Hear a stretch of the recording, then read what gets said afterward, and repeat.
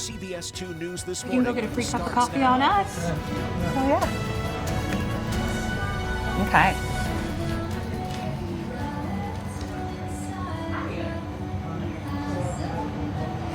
Well, good morning. We are on the road this morning. We're at Bond and Bevel out in Caldwell. Yeah, the entire crew is here. As you can see, we are so ready to have some fun, drink some coffee, and Drip Coffee will actually be on CBS 2 and Fox 9 until 9 a.m. this morning, so be sure to come down and see us. Yeah, get some coffee on us. But first, let's start off the morning with a look at the weather with none other than Eric Walker. Good morning, Eric. Well, I love that introduction. Did it last time we were about. I appreciate that. Well, it's looking pretty clear out there for now. Current temperatures, or let's take a look outside first from on top of our CBS 2 studios here in downtown Boise.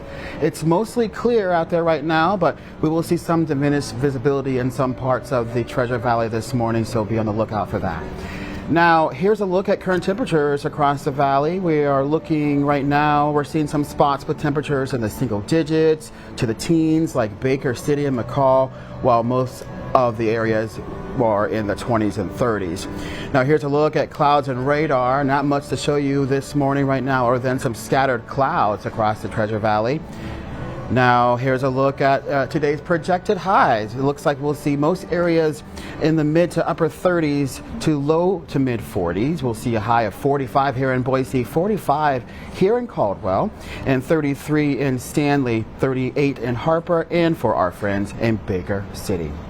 Now, here's what we can expect for the next couple of days. We'll see temperatures above the average, 38 degrees. We'll see 51 degrees tomorrow, 49 on Sunday. And look, 55 balmy degrees on Monday. And we will see 52 degrees on Tuesday and 53 degrees on Wednesday. A far cry from those negative wind chills we had the last couple of weeks. And coming up, though, I'll have a look at your extended forecast for the Treasure Valley and the mountains. And I'll track our next weather maker, which will bring us some wet weather, ladies. And I'll track our next weather maker, which will bring us some wet weather, ladies. Well, thank you, Eric. We now turn to local news. There was a helicopter crash at the Rary Reservoir. That's near Idaho Falls overnight last night.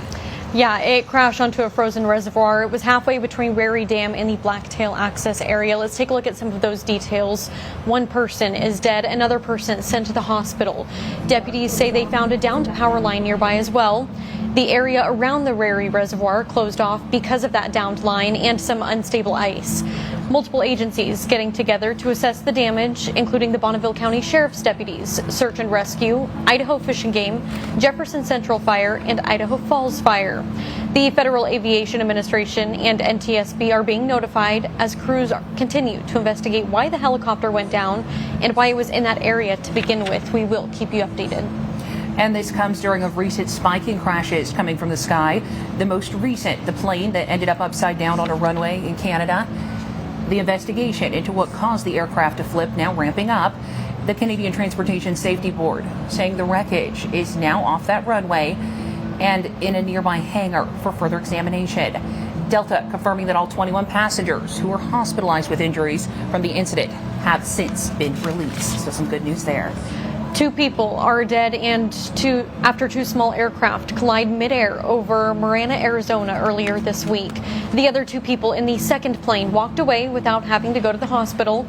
Marana Regional Airport is referred to as an uncontrolled airfield, which then means pilots communicate their location with one another, leaving the responsibility of maintaining that safe separation on the pilot in command. The town is currently working to get an airport control tower. Before that, others have reignited attention to air safety. A medevac plane crash in Philadelphia, killing 7 people. A plane crash in Alaska, killing 10. And a private plane that ran off the runway near Scottsdale, killing the pilot. And late last month, a collision of a passenger and jet, an Army helicopter in Arlington, Virginia, killing 67 people. Some blaming recent federal cuts in the FAA as the reason why we're seeing so many crashes. I do think the American public does need to be concerned about, not only my firing, but also the firing of so many public safety, national security professionals at the FAA. Democratic Senator Richard Blumenthal writing a letter to the Transportation Secretary asking for the FAA firings to be reversed. But the Secretary of the Department of Transportation arguing that they haven't fired any air traffic controllers or critical safety personnel as part of those federal cuts. And now let's turn our coverage to Idaho's foster care crisis. We've been following it for a while now. Yeah, the state's still sending Idaho foster children to other states for treatment. Here's what we know. Data from the 2024 state's fiscal year showing Idaho sent 138 children to treatment centers outside the state. That is up from 68 children back in 2021, and the first time that more than 100 kids have been sent out of state for treatment. Now, this comes at a big cost to taxpayers. Data obtained by CBS 2 showing the state spent more than $10 million to treat these kids out of state. That is more than double what the state spent back in 2023. And during the 2021 fiscal year for the state spending just over $1.2 million on that care.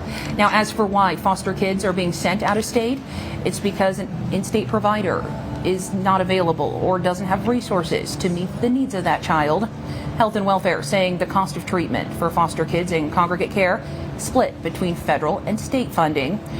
25% of foster kids placed in congregate care end up going out of state.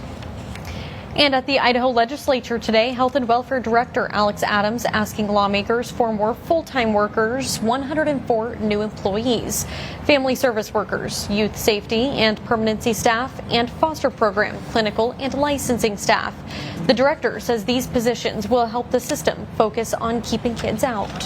When a child is committed to the custody of the department, we have a legal obligation to place them.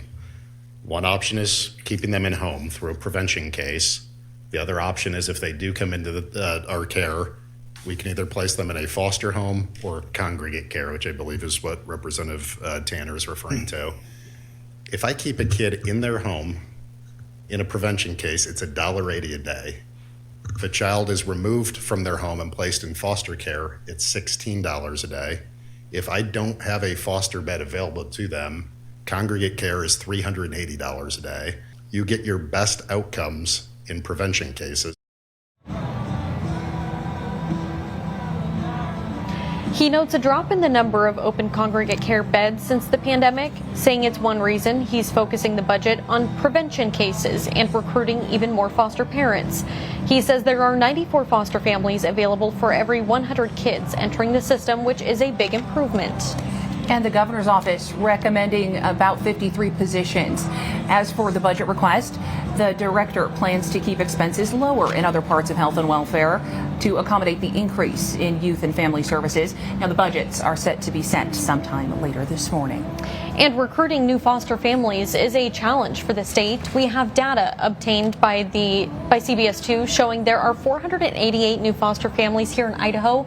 That's during the fiscal year that was most recently completed. Yeah, and that's actually the lowest number going back about 4 years. However, since the summer there are about 94 foster families available for about every 100 kids in Idaho. The department's goal is about 150 foster families. Yeah, and there is much more going on inside the Capitol, so stay tuned. We have more on those changes coming on the Idaho foster system.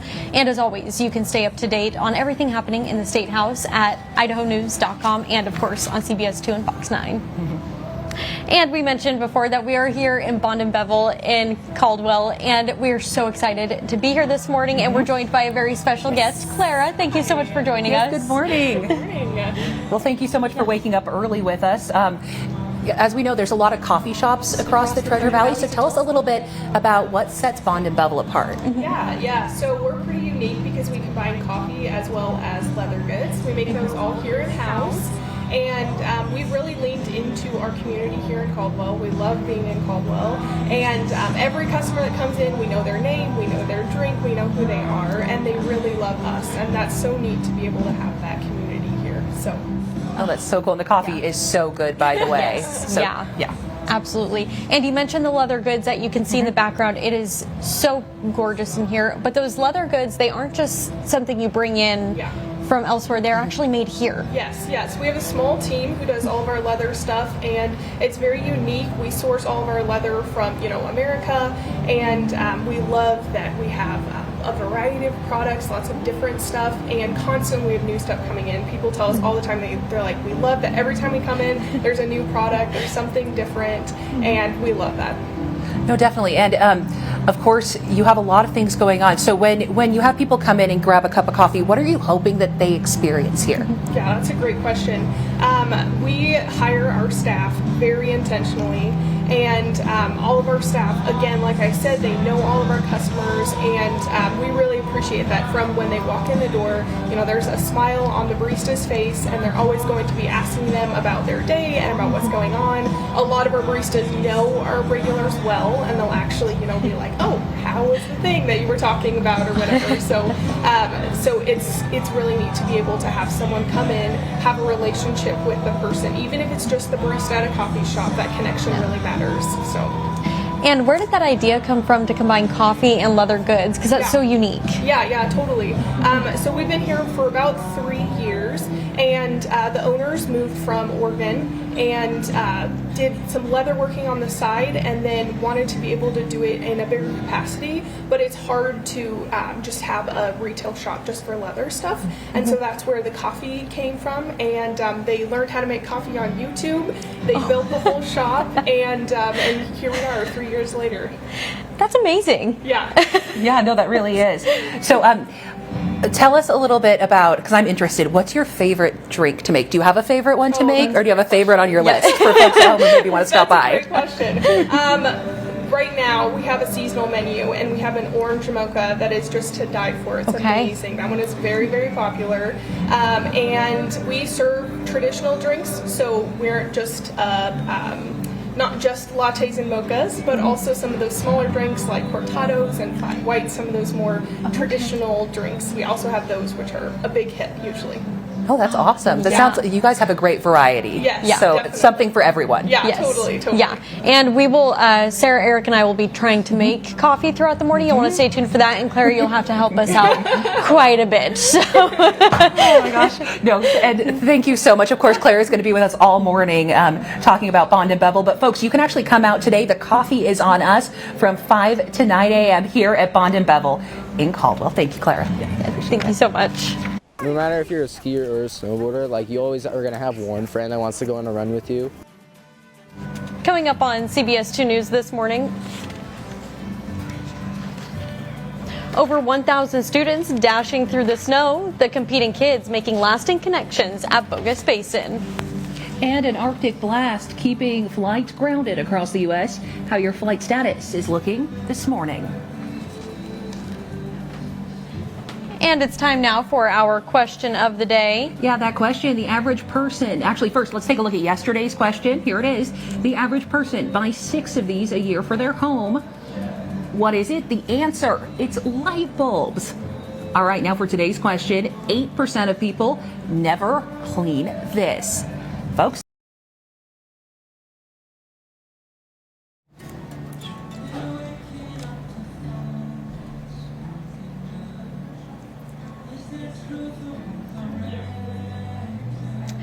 Good morning. Welcome back to Bond and Bevel here in Caldwell this morning. We are they let us out of the studio this morning to have some fun, and combining that with coffee, you're in for a morning. No, definitely. Yeah. And this morning, too, coffee on us. Yes. So, folks, from 5 to 9 a.m. this morning, you can come down to Bond and Bevel in Caldwell and get some free drip coffee on us. Yeah, get caffeinated with us. And yeah, speaking of the coffee, Eric Walker over here with us, enjoying some of that coffee and giving us. Yeah, the orange mocha, and Ooh. it is C'est magnifique. Oh, there Claire was was it. just telling us about that. So good. I highly recommend it. If you're not just coming for the free drip coffee, I great buy here. Yeah, definitely something to keep your fingers warm this morning. Absolutely. Yes, It's a little holding chilly out tight. there. We are seeing some temperatures across the area in the single digits and teens. But first, let's take a look across the gem state this morning. All right, look at those beautiful lights right here in the city of Caldwell, which I will be enjoying a little bit later on today. Bogus Basin is looking partly cloudy right now, as is Tamarack. Now let's take a look at our next weather maker. Here's a look at satellite and radar. We're currently seeing clouds linger from the last system that moved through the area. That will continue to be the case until you see what's brewing out there in the Pacific Ocean move its way into the area over the weekend. Now let's take a look at high resolution futurecast. We will see a slight chance of valley rain late Saturday and scattered mountain snow throughout the day Saturday. But Sunday will be the wet day. We'll see valley rain and light mountain snow. Less than an inch of accumulation is expected. Now let's take a look at our extended forecast for the Treasure Valley. We're going to see a temperature today of 48 degrees under mostly sunny conditions. We'll see a low tonight of 29. We'll see a mostly cloudy day Saturday until that rain comes into the area late Saturday into the day on Sunday. We'll see a high of 51 on Saturday. Periods of rain on Sunday for us here in the valley with a high of 49 degrees. It'll be a partly cloudy day on Monday, with a high of 55. Tuesday, mostly cloudy with a high of 52. We'll see partly cloudy Wednesday and Friday with highs in the mid to upper 50s. Look at that Thursday. We're going to see a high of 56 degrees. Now for our friends in the mountains, we'll see a high today of 32 degrees under partly cloudy skies. We'll see some scattered showers in the forecast for tomorrow with a high of 36. 37 with periods of rain and snow on Sunday. Monday will be rinse and repeat of Sunday with a high of 41. We'll see periods of rain and snow again in the forecast on Tuesday with a high of 37. Periods of snow on Wednesday with a high of 40. And we'll see a partly cloudy day on Thursday. Ladies? Thank you, Eric. Well, hey, for 65 years, the Dottie Clark Memorial races, they've given Treasure Valley kids a chance to hit the slopes. Yeah, actually, more than 1,100 student athletes are currently racing at Bogus Basin this week, and they're continuing this long-standing tradition. Andrew Vincent is going to tell us more. Well, hundreds of students are hitting the slopes for the 65th annual Dottie Clark Memorial Races. This is a long-standing tradition for schools all over the Treasure Valley, bringing together some friendly competition. These races honor Dottie Clark, a young skier who died in a car accident. Her father started the event to keep her memory alive. Dottie Clark was a young lady that skied way back 65 years ago, and she unfortunately died in a tragic car accident. And there was a friendly rivalry between Bora High School and Boise High School. And her dad decided, let's keep this thing going as an event up at Bogus Basin. And he funded some money, and it's been ever since the Dottie Clark Championship. Now, 74 schools compete, with over 100 volunteers making it possible. We have about 170 volunteers. Most of them are teachers at the schools, and they promote the program at their school and get the kids registered and all signed up. For many of the racers, this is their version of high school sports. This is a program where students that don't participate in traditional sports like football, basketball, they can come up, they can earn points for their school and win a championship for their school. Every student that races, as long as you start the race, you're going to earn some points for your school. And beyond competition, it's about friendships and the love of hitting the slopes. It's honestly really awesome because it's almost like a big community because no matter if you're a skier or a snowboarder, you always are going to have one friend that wants to go on a run with you. Yeah, it's always really fun. It's really fun. It's nice to just go up and I guess just get away from home for a while, have some fun with some friends, and race while you're at it. After 65 years, it's still going strong. 65 years, this is probably one of the only programs that in the entire country that has been around for 65 years, getting students to come up and participate in snow sports.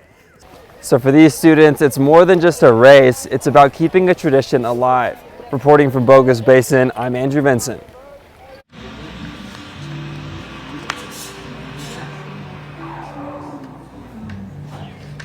Thank you, Andrew. And hey, speaking of the mountains, you're looking live up at Bogus Basin, and it's been some good news the past week for skiers and snowboarders.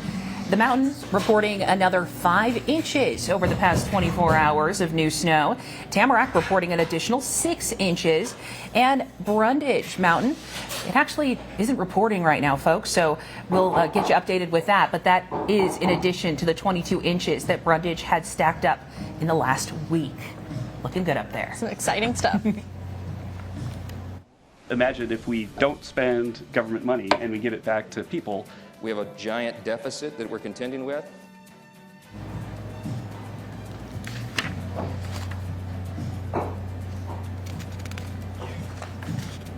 Debate over what to do with money coming from DOJ's federal cuts, the future for the cash pulled from government agencies. A local business shutting their doors. How long you have left to visit.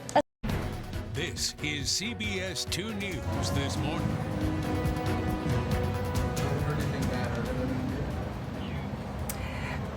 Welcome back. It is 5:24 on your Friday. Now, some economists warning that those so-called Doge dividends could fuel inflation. Kevin Hassett, the director of the White House's National Economic Council, dismissing those concerns. Oh, absolutely not, because imagine if we don't spend government money and we give it back to people, then if they spend it all, then you're even. But they're probably going to save a lot of it, in which case you're reducing inflation.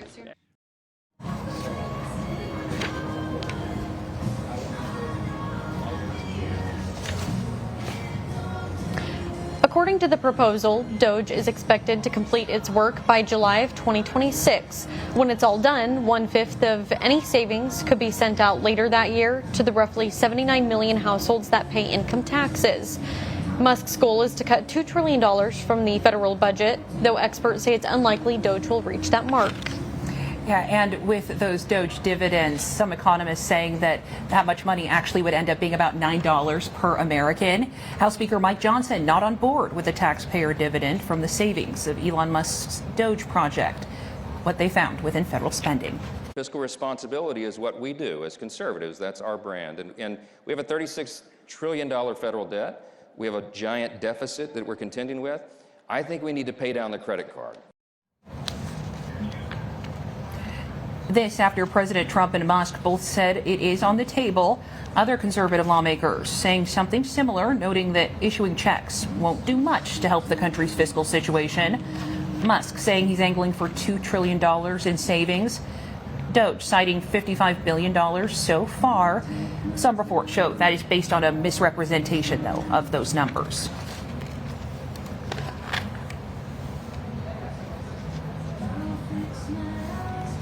Well, a beloved Boise business shutting their doors. A Succulent Day saying goodbye, posting online that they're making the decision to close their brick and mortar shop. Now, folks, their last day will be April 12th. Martha Mendoza stating she plans to focus on her family, reconnect with the world beyond those shop walls, and explore plants in a new way. She thanks neighbors for their support. And mortgage rates, they remain high nationwide, but you don't need to tell us that. Yeah, Idaho may especially be feeling the pressure on the housing market. A Boise realtor reporting clients in California are accelerating their plans to move here to the Gem State after the Los Angeles wildfires from last month. Following the Camp Fire in Northern California in November of 2018, pending home sales here in Boise spiked within 6 to 8 weeks. It comes as materials for building new homes stays high, and they could spike even more once the president's planned 25% tariffs on Canadian and Mexico go into effect. They were postponed back in January. Changes happening at the Department of Health and Welfare, why a foster care reform activist says the department is heading in the right direction. And folks, don't forget, here's our question of the day. 8% of people never clean this. What is it? This is CBS 2 News this morning.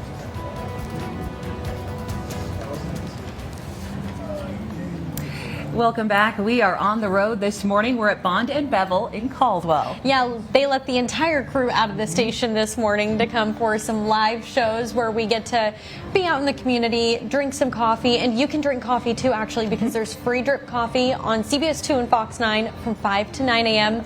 So come down, join us, have some free drip coffee, but you may want to dress, well, not as warm as you did last Friday. No, not quite. Yeah. We're not quite as cold, but we are waking up to temperatures in the single digits and teens in some parts of the area. But for the most part, we're in the 20s across there, which could be worse, right? Like those wind chills last week and the negatives. Yeah, definitely happy to not be dealing with that.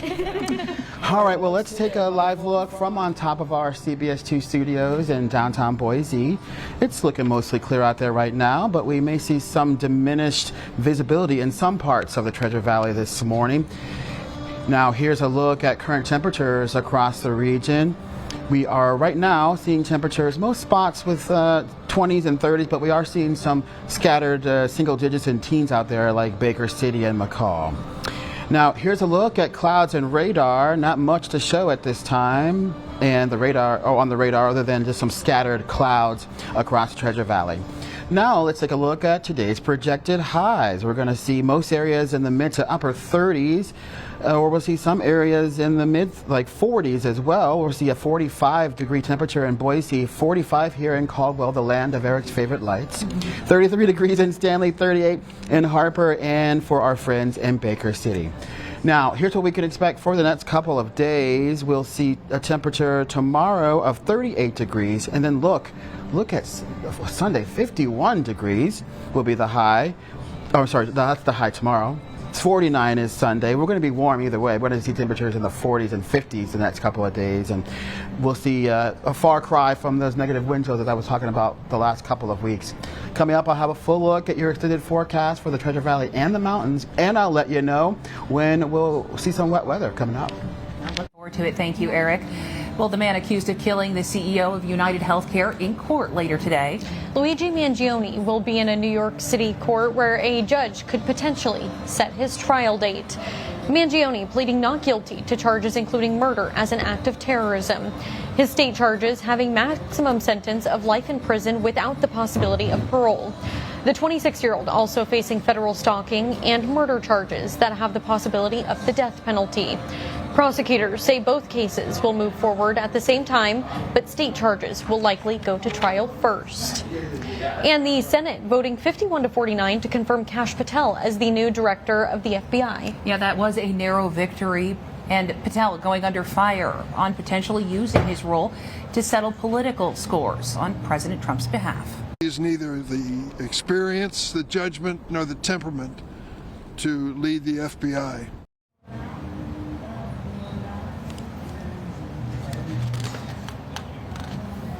Patel previously criticized the FBI and has spoken about his desire for major changes at the agency. Two Republican senators, Susan Collins and Lisa Murkowski, citing Patel's prior political activities, joined Democrats in voting against Patel's confirmation yesterday. The FBI already in turmoil. During his hearing, Patel said there will be no politicization at the FBI and no retributive action. After the confirmation yesterday, he released a statement saying, quote, "My mission as director is clear. Let good cops be cops and rebuild trust in the FBI." Well, a former foster parent, an advocate for foster reform, who testified about systematic mistreatment last March, attending yesterday's budget meeting. And in this past year, his stance changing from critical to optimistic. Dakota Castas DDA finds out why.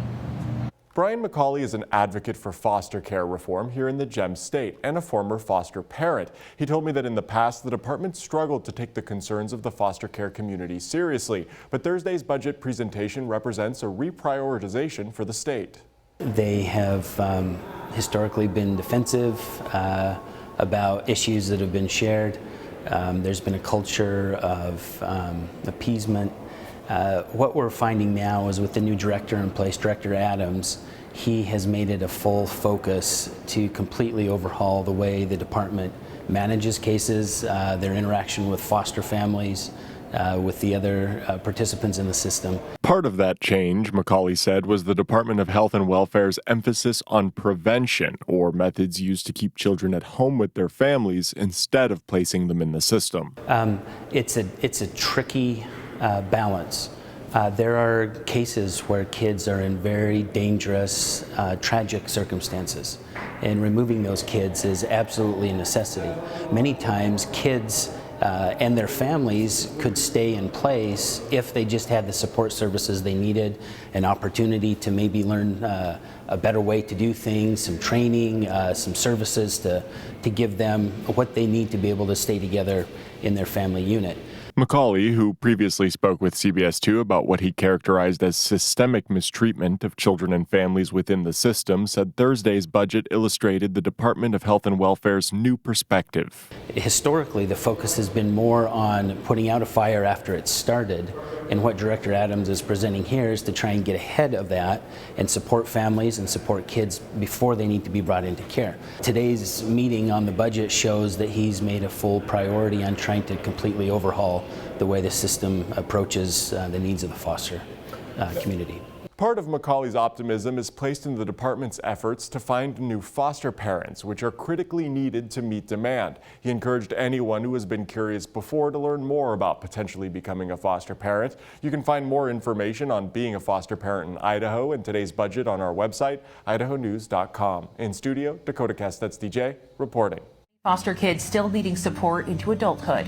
Yeah, a bill is now heading to the House floor aiming to increase the age for foster system support from 21 to 23.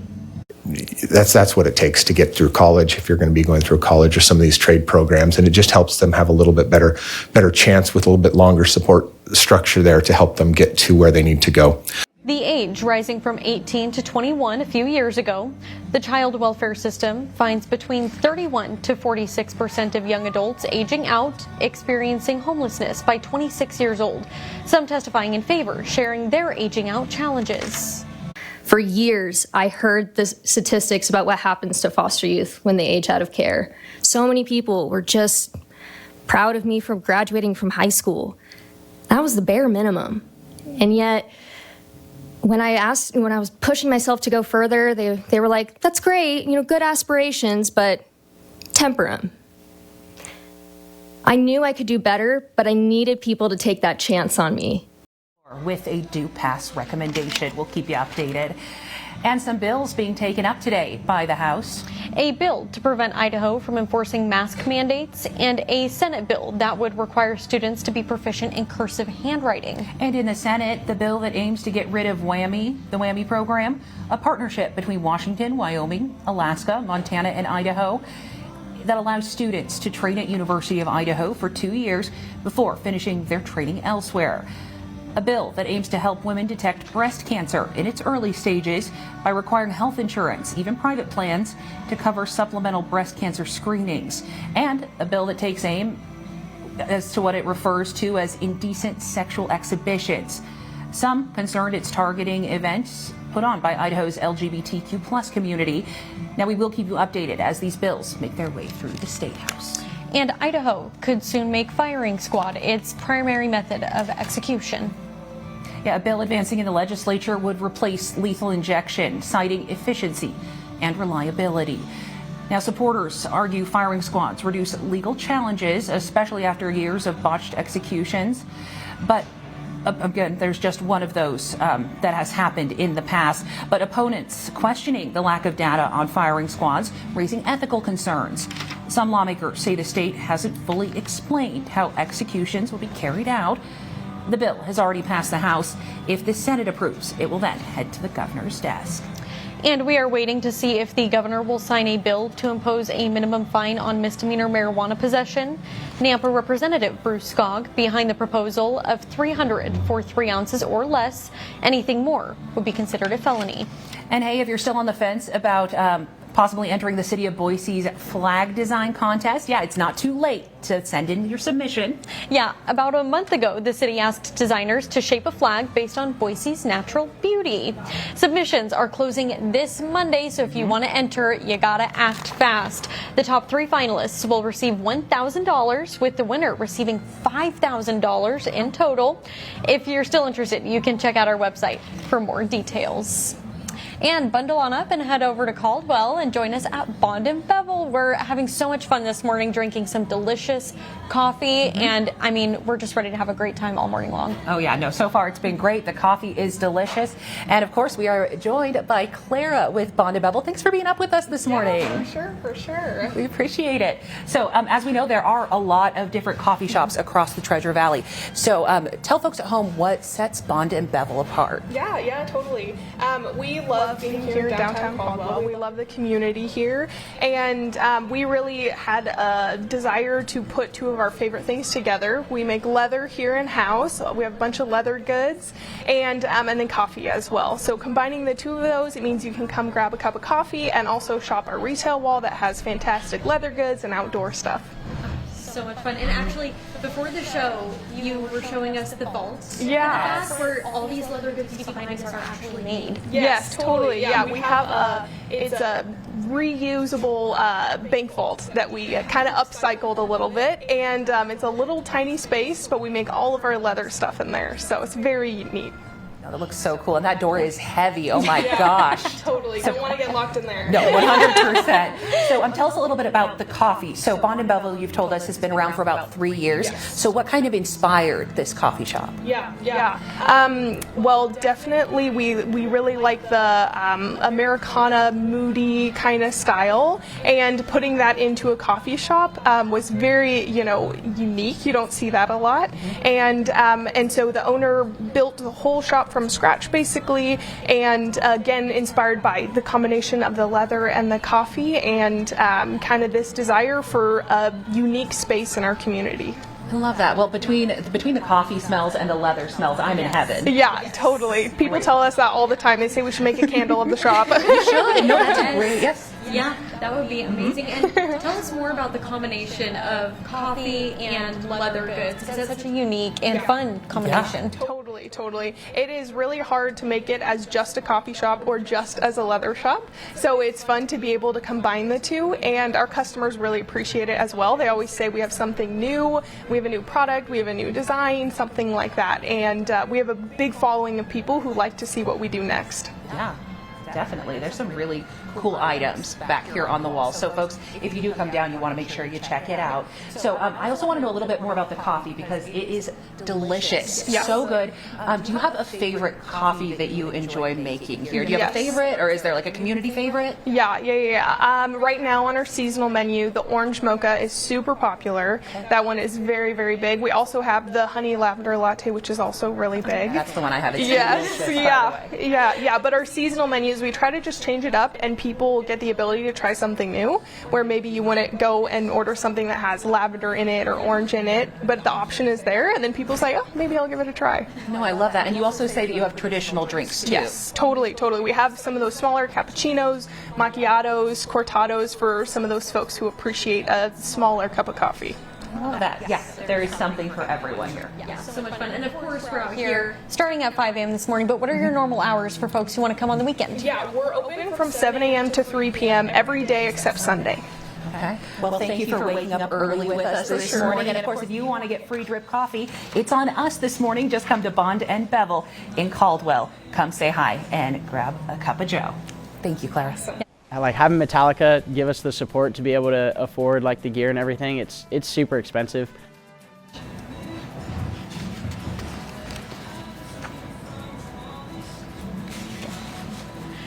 How this could make a difference if you ever need to call firefighters to an emergency. All right, it is now time for our question of the day. What you've been waiting for, folks, that question. 8% of people, they never clean this. What are we thinking? Their oven? That's a great guess. It's been a while for me, so that's I a know, good reminder. self clean has saved me a few times. Definitely. What about their coffee maker, their coffee machine? Oh, you do need to run like one of the filter pods through every once in a while, especially if you have, a K-cup one. Yep, sometimes I do vinegar, but again, you want to make sure that you fully clean that out. Yes, yeah, especially if you start to get grounds in your coffee. Yes. Time to clean it. All right. What are you thinking? Oh, your cell phone. Oh, yes. Oh, I love that. All right, well, hey, Carol says an oven. She's with you, Ashley. Okay, yeah. Great guess. Wes Sessoms says a coffee cup. That's a good one. I will admit I do reuse sometimes. I do a little rinse, I do too. Yeah. All right, Kirby says the blinds on the window. Wait. A good reminder. All right. You don't think about those as often. Well, folks, if you think you know the answer, you still have time to get your guesses in. Head over to our Facebook page, Guess on the Question of the Day post. We'll read more of your guesses throughout the morning and reveal that answer. Technology program. Now, a grant coming through the Metallica Scholars Initiative